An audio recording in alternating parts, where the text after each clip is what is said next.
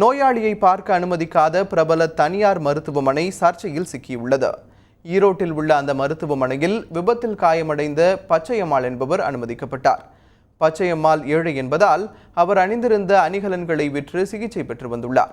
இந்த நிலையில் 2 நாட்களாகியும் பச்சையம்மாளை காண உறவினர்கள் அனுமதிக்கப்படவில்லையாம். சிகிச்சை அளித்ததற்கான கட்டணம் முழுவதையும் செலுத்தினால் மட்டுமே அவரை காண முடியும் எனவும் கூறியதாக தெரிகிறது.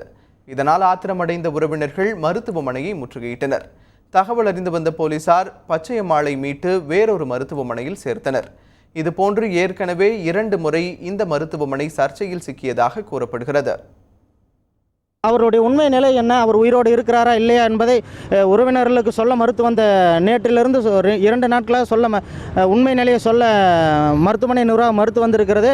மேலும் அவர்களை பணம் கேட்டு மிரட்டி இருக்கிறார்கள் என்ற தகவலின் அடிப்படையில் நாங்கள் தமிழ் அமைப்புகளின் சார்பாக இங்கே நாங்கள் மருத்துவமனை முற்றுகையிட்டோம். அதன் பிறகு மருத்துவமனை நிர்வாகம் எங்களை அழைத்து அவர் உயிரோடு இருக்கிறார் என்று எங்களுக்கு சொல்லியிருக்கிறார்கள். நாங்கள் அதை ஏற்று அவர்களை உடனடியாக பணம் கேட்டு மிரட்டக்கூடாது என்று அவர்களை உடனடியாக ஈரோடு அரசு மருத்துவமனைக்கு மாற்ற சொல்லியிருக்கிறோம்.